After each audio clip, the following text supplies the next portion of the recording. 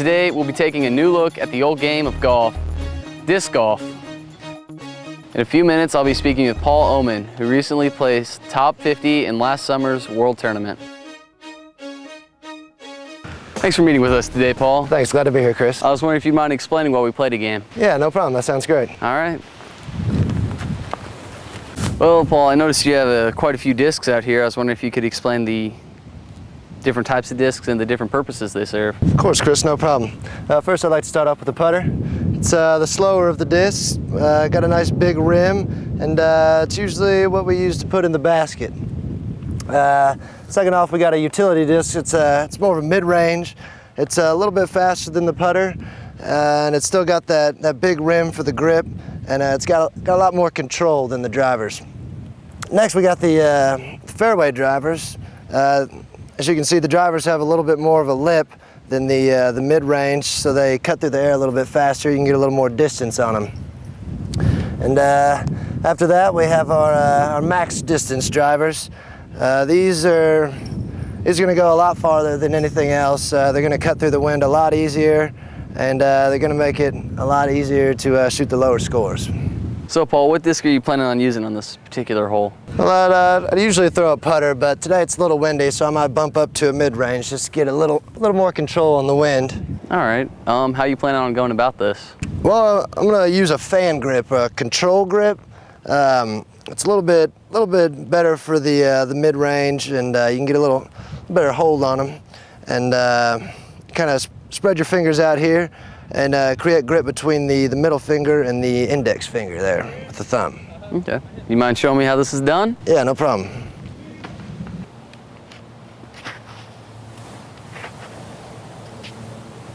I know disc golf is based on regular golf. I was wondering if you could explain some of the differences. Well, there's a lot of similarities, but I'd have to say some of the differences are this basket right here. Instead of putting into a small hole in the ground, we have this large catching device here. And one of the other differences is probably the discs. Mesker and the USI Disc Golf Course are two local places in the Evansville area. Do they hold tournaments? Yes, we have 2 tournaments yearly here in Evansville. We just held our Evansville Open, which we utilized both of the courses, USI and Mesker Park, which is nice. People coming in from out of town can get to see what we have to offer here. And then later on in the year, after Halloween, we have our Pumpkin Shootout, which is a very well-liked tournament. A lot of people come out for that, and we usually fill up. So I noticed you were sporting Pumpkin Shootout apparel today. Yes, I am. It's one of my favorite tournaments. I actually won the Pumpkin Shootout last year, so congratulations. I like to wear my Pumpkin Shootout t-shirt around.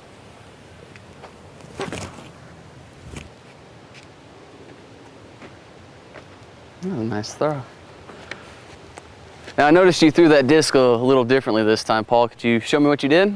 Yeah, that was much like a tennis shot. It's called a forehand. You just come across the body. It actually mimics a left-handed backhand throw. It puts a little bit different spin on the disc. And I don't know, it just creates a different shot. Here, I'll demonstrate one more time here. Oh, thank you.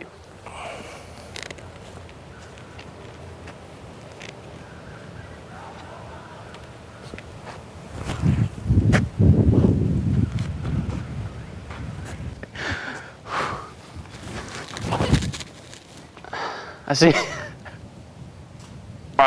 Did you watch where it went in? So, Paul, since I buried this disc pretty deep in the woods, what are the rules with this? Well, on this particular hole, there's no out of bounds, so you're going to be fine. Just going to have to retrieve it first and throw from behind your lie. Did you see where it went in at? Oh, this area. I mean, I can get it. It's just going to...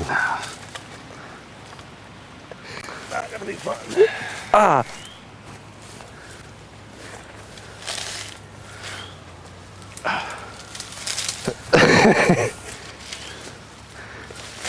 Oh, why does it gotta be in like thorn bushes? Yeah, that's the best part about disc golf.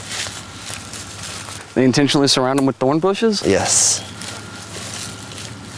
No, it's when you're playing good and then someone else throws in the thorn bushes.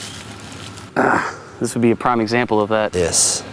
Well, I'm not playing all that good. Yeah, but I'm playing good enough to make you look better.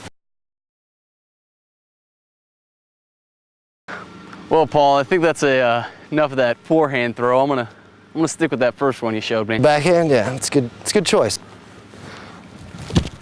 Oh! Do you see that?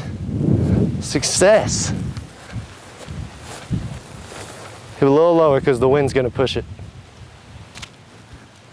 Oh. All right. And that's how you complete the hole. All right. Just next time. See if we can do it in a few less strokes. So by my count, I say we're about even. Yeah, I think that's about right, Chris. So Paul, if I were looking into getting disc golf myself, how much would my initial investment have to be? Well, that's what's great about disc golf, not very much. You can come out to USI and they'll actually let you rent a disc, or you can go to, I believe Dick's has some discs, and they range anywhere from $8 to about $15. And you could also probably find a local and he might sell you a cheap used disc for a couple bucks. So, not very much to get started. Try not to make a fool out of myself again. It's all right.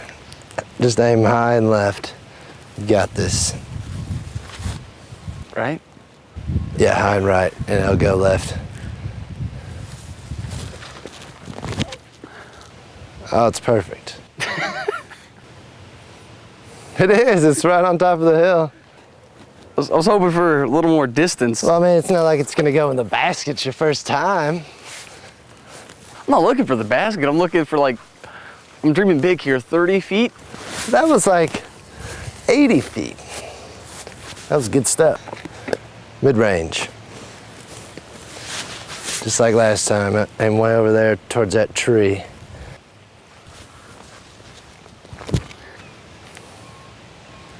I think you aimed at the basket. One more. Way to the right.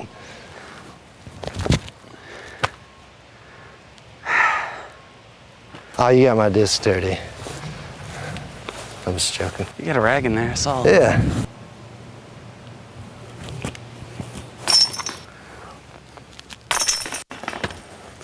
Well, Paul, I know Evansville has a local disc golf club. What are members' roles in this club?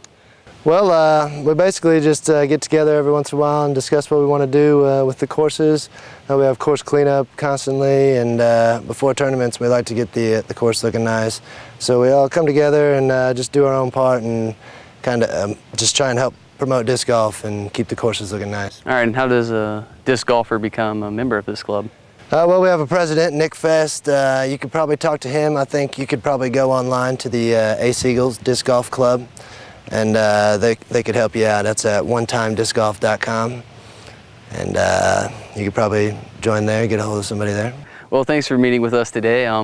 Disc golf is obviously a very difficult sport. Yeah, well, I had a great time, and I hope you got a little insight into it.